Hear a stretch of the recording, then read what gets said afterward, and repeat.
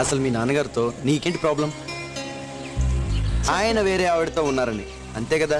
మొన్నటి వరకు మీ అందరినీ చాలా బాగా చూసుకున్న మీ నాన్నగారు అసలు ఏ పరిస్థితిలో పని చేశారు ఎప్పుడన్నా ఆలోచించావా? నువ్వు ఎన్ని అవమానాలు చేసినా అన్నీ భరిస్తూ మళ్ళీ మళ్ళీ మీ ఇంటికి రావడానికి ఎందుకు ప్రయత్నిస్తున్నారు? మీ అవసరాలు ఎందుకు తీరుస్తున్నారు? తండ్రిగా ఆయన బాధ్యత ఆయన మర్చిపోలేదు కాబట్టి.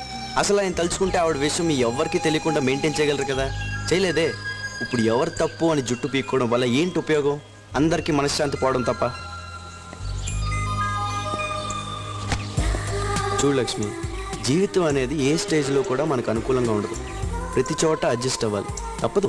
ఓ 10 సంవత్సరాల తర్వాత అనవసరంగా మీ నాన్న దూరం వేయడం నువ్వు, నీ వల్లే తన భర్త దూరం వేయడం మీ అమ్మ బాధపడినా ఉపయోగం ఉండదు. ఎందుకంటే అప్పటికే చాలా ఆలస్యం అయిపోయింది. నిజంగా నీ ప్రాబ్లం సాల్వ్ అవ్వాలనుకుంటే take right decision at right time. తండ్రికి దూరం అవడం అంటే ఏంటో నాకు బాగా తెలుసు. ఏమో తల్లి, నాకు మనసు కనిపించింది